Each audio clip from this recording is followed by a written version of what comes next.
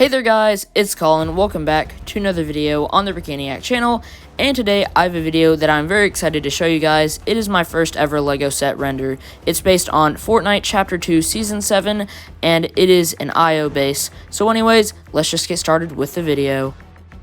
The first character is Maven because she could either be an NPC or a player. She uses a black hairpiece, she has a face print with some glasses and a confused expression, and then also a happy one on the other side. She has dual molded arms and brown legs, and then she has a tie with some mass symbols on it, and her accessory is a Chimera ray gun. Next up is the Diamond Hanz skin, more commonly known as the Stonksman. He has transparent blue hands like he does in-game, and he has just the normal LEGO face expression, but with blue eyes and eyebrows. And he's wearing a suit with a blue tie, and his accessory is a build for a scar with a new color for the blaster piece.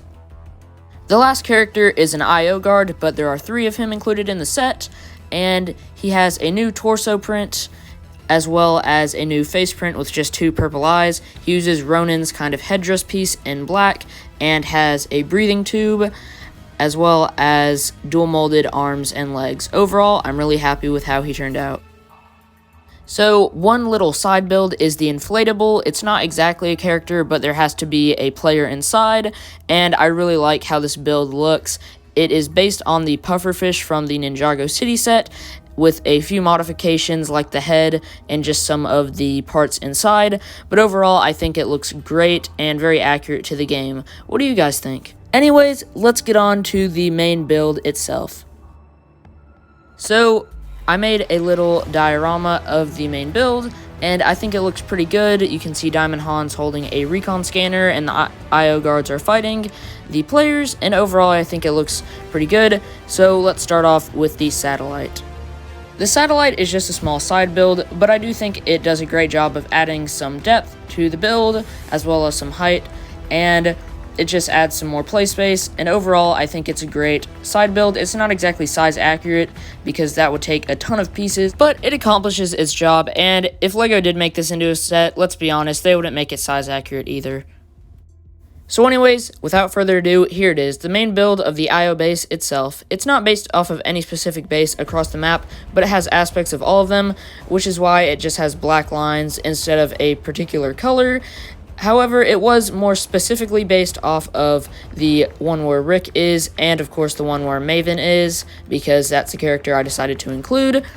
And yeah, let's just get started with taking a look at the interior. So here's the interior. On the top you can see that there's an office area, and on the bottom is a little garage area. So let's take a closer look at the garage area first.